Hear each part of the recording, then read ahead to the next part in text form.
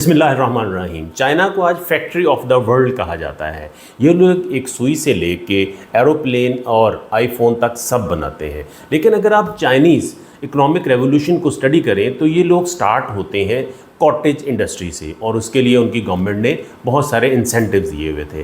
पाकिस्तान में भी छोटे और दरमियाने कारोबार यानी स्मॉल एंड मीडियम बिजनेसेस के लिए बहुत अच्छे टैक्स इंसेंटिव्स मौजूद हैं। आज हम डिटेल से देखेंगे कि कौन कौन से बिजनेसेस इसके लिए क्वालिफाई करते हैं, क्या रेट्स हैं, क्या कंडीशंस हैं, क्या एग्जेम्पशंस हैं। हम एक बिज़नेस मॉडल बना के उसके अंदर नॉर्मल और इस स्कीम के तहत आने वाली टैक्स सेविंग को भी स्टडी करेंगे। और आखिर पे हम आईआरएस में देखेंगे कि क्या इन छोटे और दरमियाने कारोबार को भी नॉर्मल रिटर्न फाइल करनी है या कोई ज़्यादा सिंप्लीफाइड रिटर्न भी इनके लिए मौजूद है। तो आइए देखते हैं। नॉर्मल इनकम टैक्स जब हम कैलकुलेट करते हैं तो अपने रेवेन्यू में से अपने एक्सपेंसेस माइनस करके तो फिर हम पहुंचते हैं अपनी नेट इनकम के ऊपर। नेट अकाउंटिंग इनकम के ऊपर हम कुछ टैक्स की एडजस्टमेंट्स डालते हैं और फिर हम पहुंचते हैं अपनी टैक्सेबल इनकम के ऊपर। उस टैक्स इनकम के ऊपर हम टैक्स का रेट लगाते हैं, नॉर्मल टैक्स आ जाता है। उसको कंपेयर करना होता है इंडिविजुअल और एओपी के केस में टर्नओवर के साथ, और उसके बाद अगर कंपनी है तो आपने कंपेयर करना है उसको अल्टरनेट कॉरपोरेट टैक्स में भी। यहाँ पे वो सारे कॉन्सेप्ट अपनी जगह पे मौजूद हैं, लेकिन ये बहुत अच्छे ऑप्शन है। ये हम देखते हैं किस तरह से काम। सबसे पहले समझें स्मॉल एंड मीडियम एंटरप्राइजेज होते क्या हैं। Small and medium enterprises means a person का जब वर्ड आ जाता है तो इसका मतलब ये होता है कि इसमें इंडिविजुअल, एओपी, कंपनी और जो भी पर्सन की डेफिनेशन में लोग मौजूद हैं वो शामिल हैं। यहाँ पे कह रहा है who is engaged in manufacturing. Manufacturing क्या है वो भी हम देखते हैं, जिसकी एक बिजनेस की जो टर्नओवर है वो 250 मिलियन यानी 25 करोड़ से इंक्रीज़ ना करे। यानी एक ऐसा मैन्युफैक्चरर जिसकी सेल 25 करोड़ से कम है एक टैक्स ईयर में, वो स्मॉल एंड मीडियम एंटरप्राइजेस कहलाता है। अगर उसकी 25 करोड़ से सेल बढ़ गई है तो वो स्मॉल एंड मीडियम एंटरप्राइजेस यानी छोटे और दरमियाने कारोबार की डेफिनेशन से निकल जाएगा। In a tax year in which annual turnover exceeds and any subsequent year. एक दफ़ा अगर आपकी सेल या टर्नओवर 25 करोड़ से इंक्रीज़ कर जाती है तो फिर आप इसके लिए क्वालिफाई नहीं करेंगे। तो ये इसका मतलब ये हुआ कि जब तक आपकी सेल 25 करोड़ से नीचे है तब तक आप इसमें क्वालिफाई कर सकते हैं। मैन्युफैक्चरर का चूँकि वर्ड इस्तेमाल किया है तो इसका मतलब है ट्रेडर, सर्विस प्रोवाइडर जो है वो इसमें शामिल नहीं है। मैंने शुरू में भी बात की कॉटेज इंडस्ट्रीज़ टाइप जो बिजनेसेस हैं वो इसमें शामिल है। मैन्युफैक्चरर आमतौर पे आप इसका कॉन्सेप्ट ये समझ लें कि जो लोग सिंगली एक आर्टिकल को या in combination with other articles उसकी मटेरियल कंपोनेंट्स के साथ उसकी शेप को चेंज कर देते हैं तो वो मैन्युफैक्चरर कहलाता है। जो मैन्युफैक्चरर कौन सा पर्सन होता है जो प्रोडक्शन या मैन्युफैक्चरिंग ऑफ गुड्स के बिजनेस में इन्वॉल्व है। यहाँ पे छोटा सा एक कॉन्सेप्ट ये भी देख लेते हैं। स्मॉल कंपनी की एक डेफिनेशन भी मौजूद है।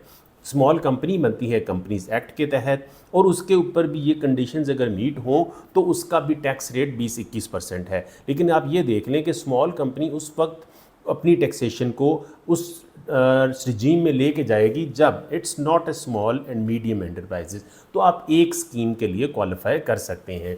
अच्छा, इसके लिए जो एसएमईज यानी छोटे और दरमियाने कारोबार हैं उनके लिए इनकम टैक्स लॉ में 14th शेड्यूल में बताया गया है कि उनकी सारी की सारी टैक्सेशन 14th शेड्यूल में होती हैं। तो सबसे पहले ये अंडरस्टैंड कर लें कि आपकी अगर 25 करोड़ से कम इनकम है, आप सेल है, आप मैन्युफैक्चरर हैं तो आप एसएमई हैं। और एसएमई के लिए अब कंडीशंस क्या हैं।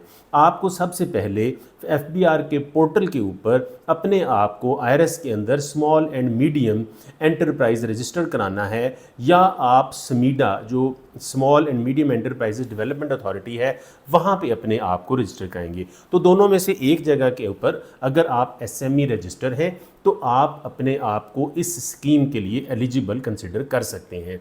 उसके अलावा टैक्सेशन इसकी किस तरह से होगी, मैंने आपको बताया हमने प्रैक्टिकल सिनेरियो भी देखना है, आईआरएस भी देखना है। यहाँ पे टैक्सेशन की 2 रिजीम्स हैं। पहली रिजीम है वो बिजनेस टैक्सेबल इनकम के साथ है। अगर आपकी सेल 10 करोड़ से कम है एक साल में, तो आपके पास 7.5% ऑफ टैक्सेबल इनकम का ऑप्शन है, आप टैक्स इनकम दे सकते हैं। उसके अलावा अगर आपकी सेल 10 करोड़ से लेके 25 करोड़ तक है, यानी 25 करोड़ से नीचे है, 10 करोड़ से ज़्यादा है, तो फिर आप 15% ऑफ योर टैक्सेबल इनकम पे कर सकते हैं। ये एक रिजीम है जो बिजनेस इनकम के ऊपर, यानी टैक्सेबल बिजनेस इनकम के ऊपर एप्लीकेबल है।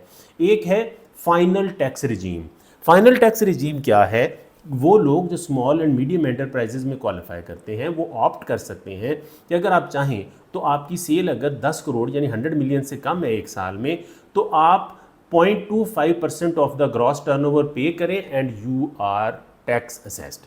इसी तरह से अगर आपकी सेल 100 मिलियन एंड 250 मिलियन के दरमियान है तो वो रेट बन जाता है 0.5% ऑफ द ग्रॉस टर्नओवर। इस केस में आपका ये फाइनल टैक्स कंसिडर किया जाएगा। इन दोनों में फ़र्क भी है, यानी टैक्सेबल इनकम के लिए आपको टैक्सेबल प्रॉफिट वर्कआउट करना पड़ता है, आपको 7.5% लगाना है, 15% लगाना है अपने स्लैब्स के मुताबिक, और यहाँ पे आपको 0.25 और 0.5% ये वर्किंग थोड़ी सी करनी पड़ेगी। ये हम इसकी भी एग्जांपल भी देखते हैं। उसके साथ कुछ कंडीशंस हैं। जब आप इसके लिए क्वालिफाई कर देते हैं, एक दफ़ा आप ऑप्शन देते हैं, तो आप 3 साल के लिए फिर रिवर्ट बैक नहीं कर सकते।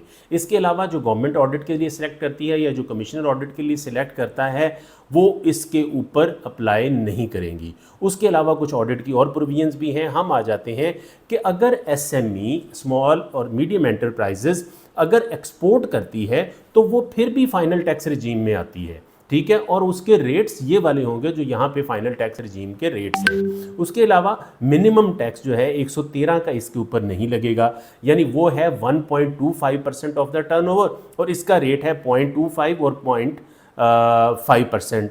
इसके अलावा जो सप्लाई ऑफ गुड्स के ऊपर है, the tax deductible under section 153 shall not be minimum tax.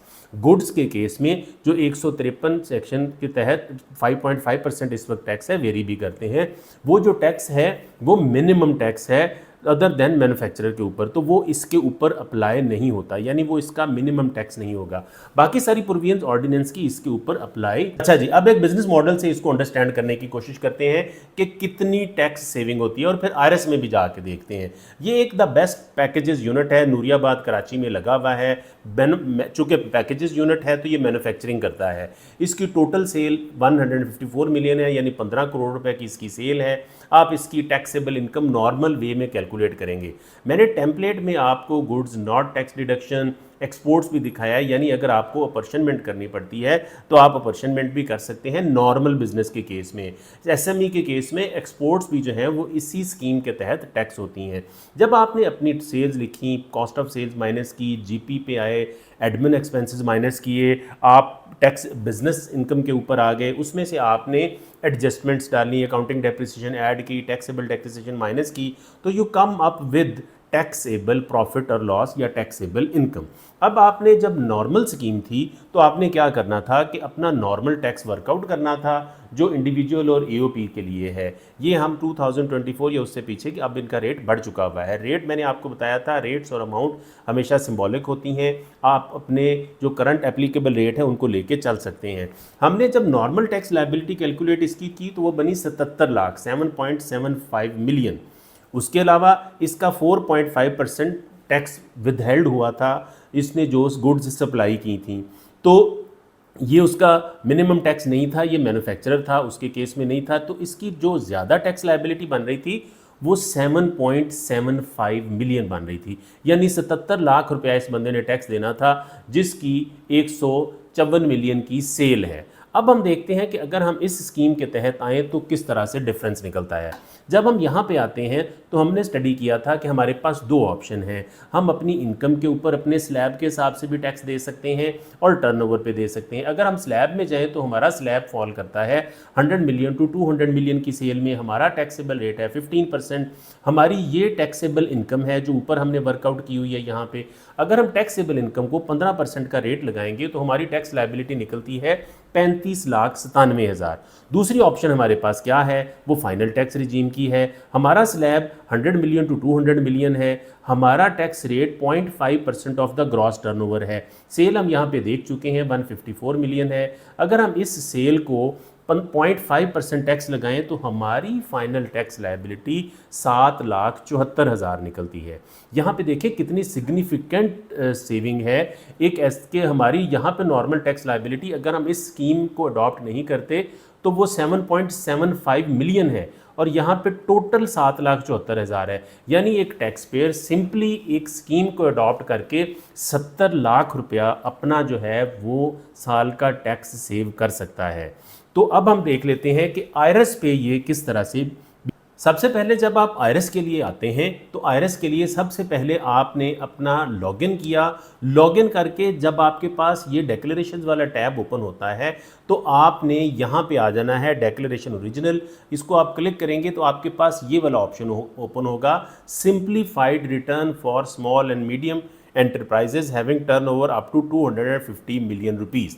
आपने ये वाला टैब ओपन कर लेना है। अब आगे चलते हैं। ये वाला टैब ओपन करके आप यहाँ पे पहुँचे तो you will come up with this return. ये 2024 है, आप 2400, 2500, 2600 ये इसमें लिखा हुआ है small and simplified return for small and medium enterprises having turnover up to 250 million. तो आप यहाँ पे आए, आपने आके यहाँ पे क्या किया कि कंप्यूटेशंस के पेज के ऊपर आए। आप यहाँ पे टैब्स देखें, यहाँ पे बिल्कुल थोड़े टैब्स हैं। जो नॉर्मल रिटर्न होती है उसके बहुत ज़्यादा टैब होते हैं। आप क्या करते हैं, सबसे पहले मेरी सजेशन ये है कि आप इस एट्रीब्यूट पे चले जाइए।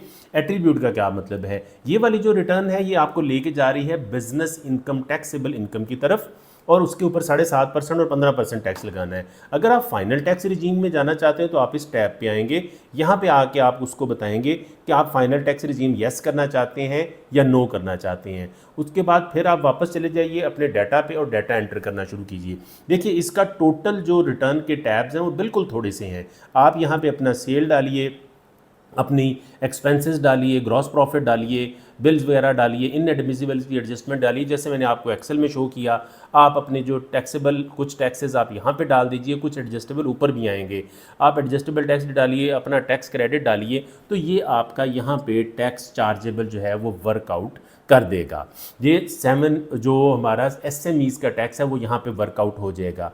उसके अलावा कोई अदर रिसीट्स हैं, आपका प्रॉफिट ऑन डेट अगर आपका 5 मिलियन से एक्सीड करता है तो यहाँ पे आ जाएगा। उसके अलावा अगर आपने टैक्स एडजस्टेबल टैक्सेस डालने हैं, देखें सिंप्लीफाइड एडजस्टेबल टैक्स हैं, बहुत ज़्यादा नहीं है जिस तरह से नॉर्मल टैक्स में होते हैं, आप वो वाले यहाँ पे डाल लीजिए। उसके बाद कैपिटल एसेट जो सेक्शन 7E का है वो डिक्लेरेशन यहाँ पे डालिए। वो आपको पता है बिजनेसेस जो एसेट्स हैं उनके ऊपर भी अप्लाई होता है।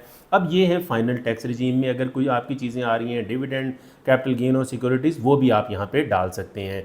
सिंपली आप अगर आपने चलना है तो आप अपनी सिंप्लीफाइड रिटर्न पे चले जाएंगे, यहाँ पे कॉम्प्यूटेशंस में जाएं, यहाँ पे आप अपने टैक्स क्रेडिट्स ले लें, टैक्स चार्जेबल वर्कआउट कीजिए। टैक्स चार्जेबल अगर आप इंडिविजुअल और AOP हैं या आपको शेयर आ रहा है AOP से, वो वर्कआउट कीजिए, WWF वर्कआउट कीजिए और आप अपनी रिटर्न यहाँ पे जो आपका टैक्स लायबिलिटी बनती है वो पे करनी है। आपने यहाँ पे आ जाइए, कैलकुलेट के बटन के साथ कैलकुलेट कर देता है सारा, तो आप बड़ी आसानी से यहाँ पे सबमिट का बटन दबा के अपनी रिटर्न जमा कर सकते हैं। तो हमने देखा कि अगर एक नॉर्मल टैक्स रिटर्न फाइल की जाए तो तुम्हारा टैक्स पे करता है 250 मिलियन यानी 25 करोड़ तक जो टैक्स पेयर है वो इसको अडॉप्ट कर सकता है। Thank you very much for watching. Stay tuned for more informative videos on tax and allied matters. You can call us for the required services as well. Thank you very much once again.